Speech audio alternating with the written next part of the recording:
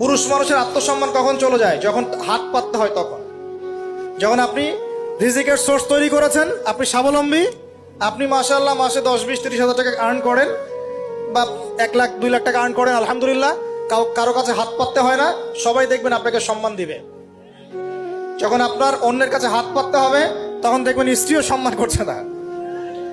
তো এই জন্য ডিগনিটি আগে, ডিগনিটি ফার্স্ট। আপনার ডিগনিটি অর্জন করতে হলে একটা হালাল উপার্জনের সোর্স লাগবে, এক।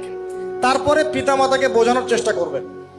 যদি কাউকে পছন্দ করেও থাকেন, না দেখেই বা শুনে যে হ্যাঁ ওখানে একজন দিনদার মেয়ে ইত্যাদি, তাহলে পারিবারিকভাবে বিয়ের প্রস্তাব পাঠাবেন, নিজে পণ্ডিতি করতে যাবেন না, পারিবারিকভাবে পাঠাবেন।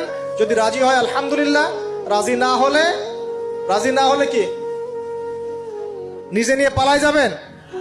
এই কাজ করতে যাবেন না। ইস্তেখারা করবেন। কি করবেন?